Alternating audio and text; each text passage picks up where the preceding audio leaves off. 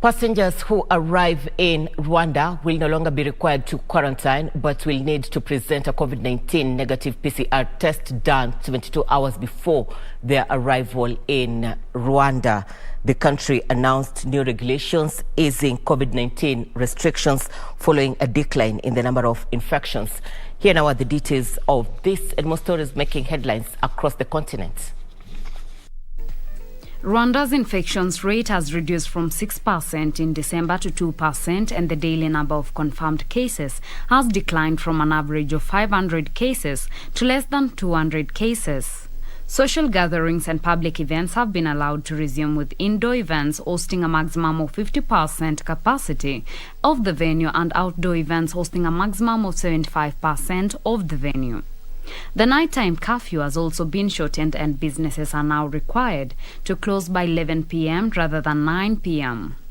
Strict guidelines governing the public transport sector remain in place, with the sector continuing to operate at full capacity and bus operators ordered to ensure that all passengers are vaccinated. Restaurants whose clients must be fully vaccinated are to continue operating at a 75% occupancy limit, as are places of worship and bars.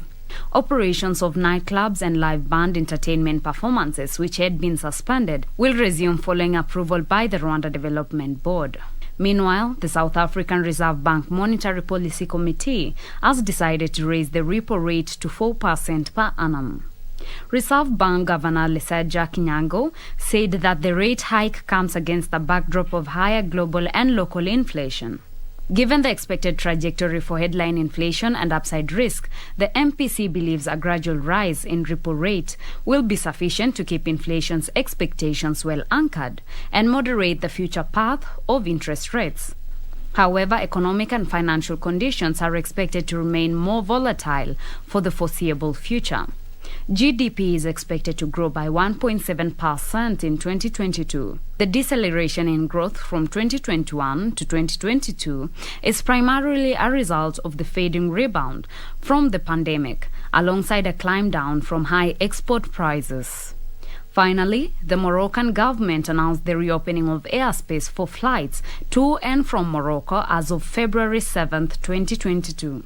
Morocco banned all inbound international passenger flights in November due to concerns. This decision comes in accordance with the legal provisions relating to the management of the state of health emergency and following the recommendations of the scientific and technical commissions. To accompany the implementation of this decision, a technical commission is currently examining the measures to be taken at the border post and conditions required for travelers, which will be announced at a later date. Reporting for Lunchtime News, I am Teresa Mutai.